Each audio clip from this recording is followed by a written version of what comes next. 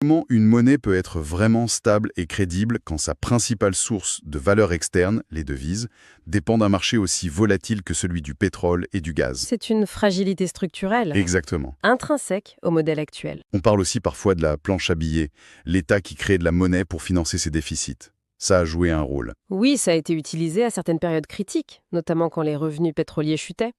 Le financement non conventionnel, comme on dit, Et l'effet de ça? ça augmente la quantité de dinars en circulation sans qu'il y ait plus de richesses réelles créées dans le pays. Donc inflation, Potentiellement, oui. Inflation interne.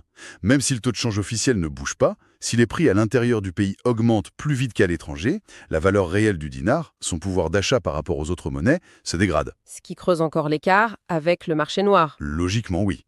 Ça renforce le sentiment que le taux officiel n'est pas le bon taux. Et il y a un dernier gros morceau, Hmm. l'économie informelle. Ah oui, l'informel en Algérie, c'est un géant. Les estimations varient, mais on parle de 40, voire 50% du PIB. C'est énorme. Une économie parallèle en quelque sorte. C'est ça. Et ce secteur fonctionne beaucoup en cash, y compris en devises étrangères. D'où viennent ces devises dans l'informel? Principalement des transferts de la diaspora, qui passent souvent par des circuits informels, mais aussi du commerce parallèle lui-même, contrebande, sous-facturation des importations, etc. Et tout ça alimente le marché noir d'échange. Et directement. Ce marché parallèle, il devient le lieu où s'échange une grande partie de ces devises qui circulent hors du système bancaire. Il devient pour beaucoup le vrai baromètre de la valeur du dinar.